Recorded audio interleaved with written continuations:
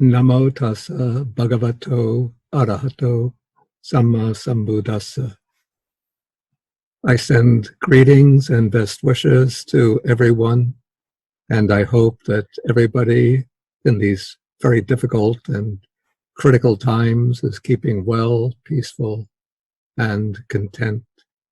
I want to offer for a few minutes some reflections on how to respond to the coronavirus crisis.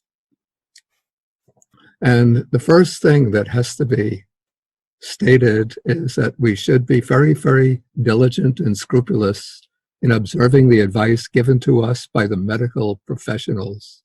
They have our best interest in mind, and even though some of the advice they give might be difficult to follow, but in order to prevent the spread of the virus, we have to adhere very diligently, very conscientiously to their words of advice. The virus can spread very rapidly and very widely if we are careless. But if we are careful and diligent, then we can gradually flatten the curve of the virus. That means instead of the virus increasing sharply like this, the virus will increase gradually and slowly, and then the expansion rate of the virus will flatten off and hopefully will drop until the virus vanishes. The virus spreads not in a linear progression, but it spreads virally, that is exponentially.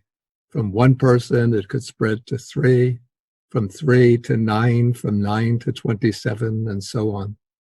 And so we have to follow the advice of the medical professionals in order to curb, to stop the spread of the virus.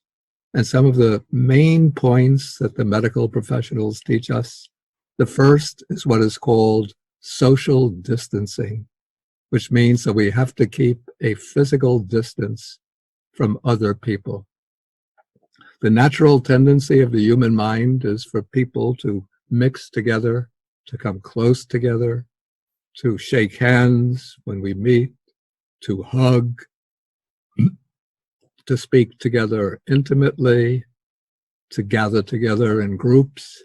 But if we act in that way, then we're going to become agents for picking up the virus ourselves and spreading it to others.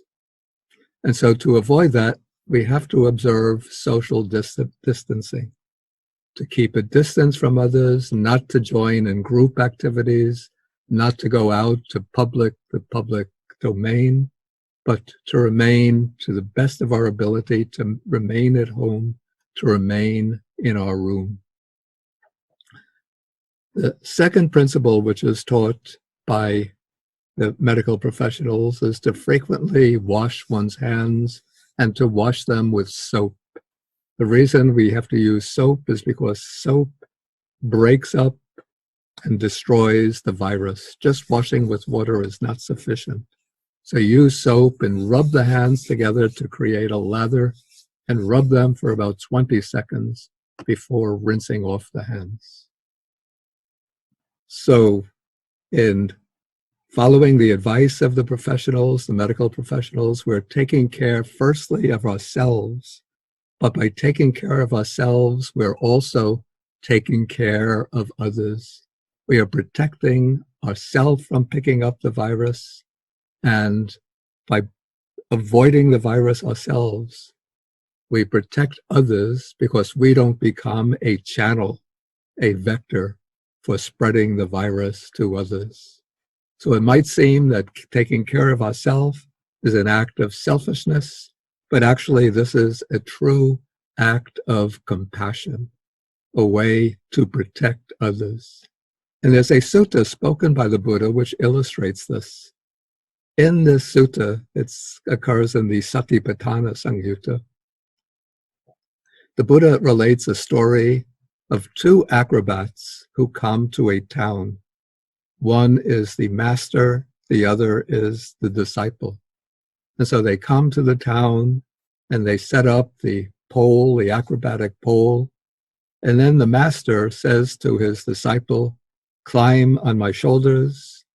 the disciple climbs up on his shoulders.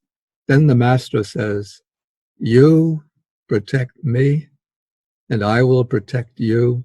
And in that way, protecting each other, we can perform our feats. You'll get down safely from the pole, and we'll make some money. But the disciple says to the master, Master, that's not the right way to do it.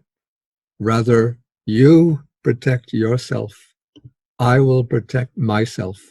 And when we are each protecting ourselves, then we will be safe and secure. In that way, we can perform our feats, all get down safely, and we will make our living. And then the Buddha said, the advice given by the disciple, that is the correct way to perform the acrobatic feat. And so the Buddha, applying this to our everyday life, he says, in the same way, protect yourself, and by protecting yourself, you'll also protect others. And by protecting others, you also protect yourself. And so by taking care of ourselves properly, we'll protect our family, members of our community, members of our city or town, and people throughout the country. Now, when we face this virus, face this epidemic, many people get overcome by fear, by worry, even by anxiety, even by a mood of panic. So how are we going to deal with this crisis in terms of the Dhamma?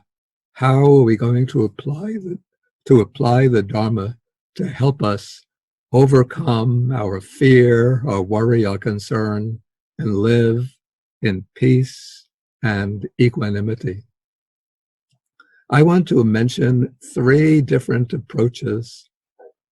Each approach will be more appropriate for people of a different temperament. One approach is based on faith and devotion, another approach on mindfulness and concentration or samadhi, and the third approach is based on wisdom and insight. Of course, all 3 factors should be interwoven, faith, mindfulness, and wisdom, but different people will place emphasis on different approaches.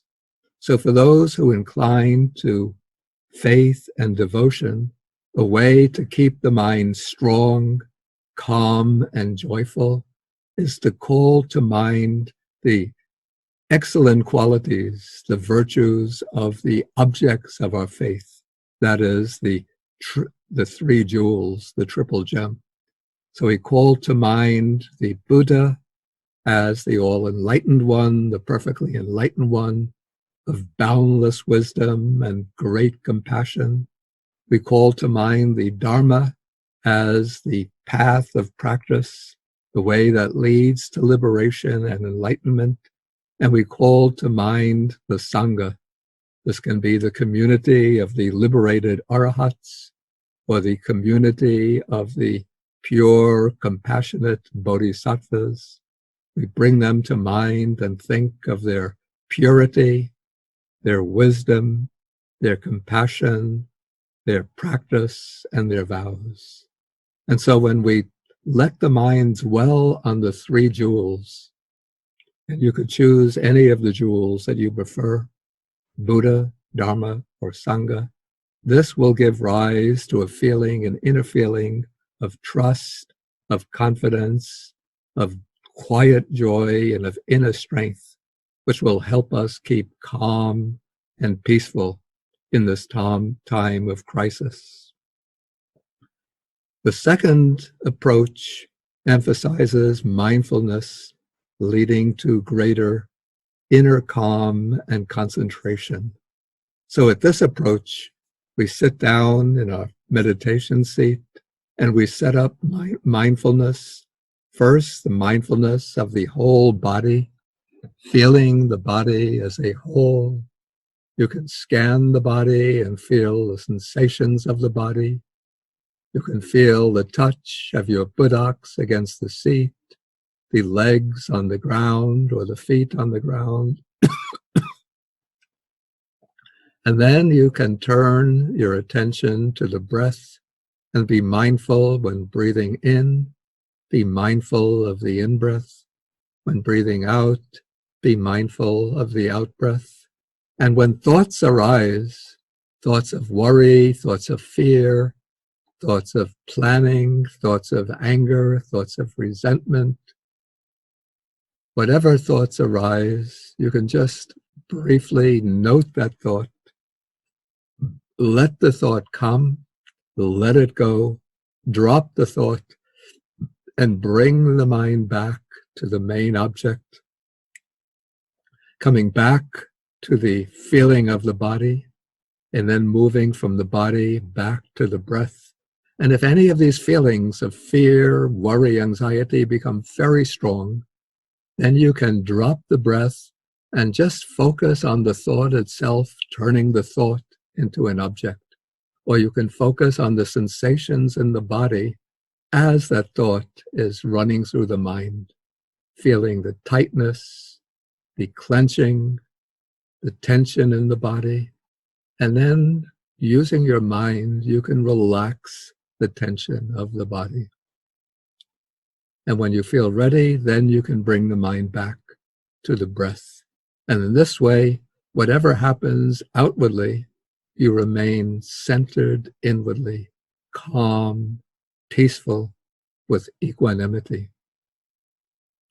The third approach is to use wisdom or wise reflection, yoniso manasikara, as a way to deal with the crisis brought on by the virus. And so with wise reflection, we consider that the virus is something of a teacher, teaching us the real nature of life. Usually in our day-to-day life, we always continue our activities on the tacit assumption that everything will go on normally without any disruption. We think we're always safe and secure. But what the Buddha teaches is that underneath the peaceful surface of our everyday life, there are always dangers hiding in the background. And so now with the virus, these dangers have come out from hiding into the open. And so some of the themes that the Buddha teaches his disciples for daily reflection is to reflect, I am subject to old age. I have not escaped from old age. I am subject to illness. I have not escaped illness. I am subject to death. I have not escaped death. So we've picked up this physical body at our birth. We've come into this world, and having a body living in this world, we are subject to aging, subject to illness, subject to death. And now, as this virus spreads, we are facing the realities, particularly of illness and the potential for death. And so we have to keep our minds strong, have to keep the mind prepared. A fourth topic that the Buddha teaches for reflection is that I must be parted and separated from everyone that I love. So even if we continue to live, if we don't die ourselves, our loved ones, our relatives, our friends are also subject to death. So they might pass away before we do. And if we are not inwardly prepared, then when they pass away, we become overcome by grief and by misery, even by depression. But if we consider this theme, reflect on this theme, when our loved ones fall ill and pass away, then of course we feel sorrow, but we can maintain our strength, our tranquility through that sorrow and come out stronger, ready to face the challenges of life. The fifth theme that the Buddha teaches is that when we pass away, all that we take with us when we move on to the next life is our karma. the legacy of our good deeds and our bad deeds.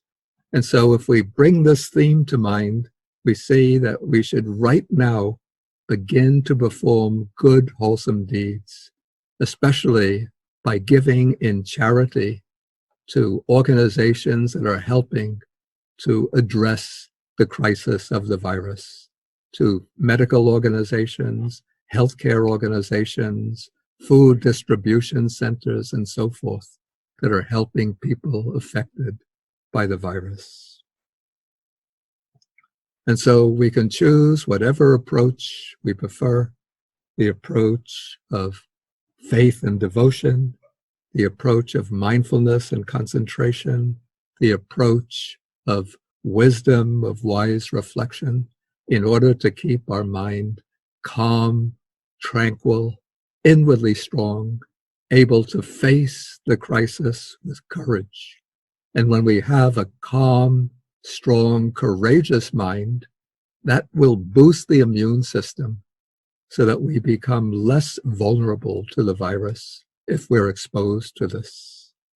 But I hope that everybody who listens to this recording will be safe and secure, be peaceful and happy, and that in no short time, in no long time, the medical profession will find the vaccine that can eliminate the virus, and so we can return to our everyday life.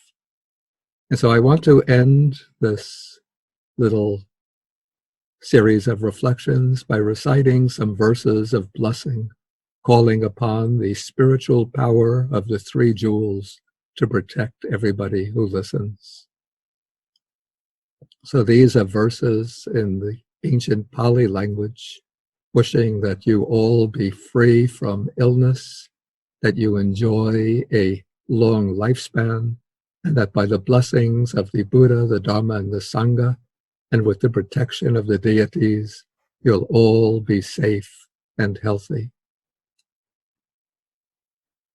Sabityo vivajantu, sabarogo vinasatu, mate bhavatu antarayo, sukhi di gayuko bhava. Bhavatu sabba mangalang, rakantu sabadevata, sabba buddhanu bhavena, sada soti bhavantu te. Bhavatu sabba mangalang, rakantu sabadevata, sabba dhammanu bhavena, sada soti bhavantu te.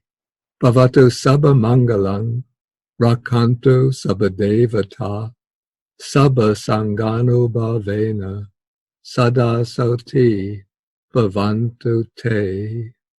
Thank you for listening, and may you all be well, may you all be safe, may you all be healthy, and may we all come out from this crisis, from this epidemic, stronger, with a greater sense of personal responsibility for each other, with hearts full of loving kindness and compassion, determined to work to create a community, a society, a world in which everyone can flourish and realize their virtuous aspirations.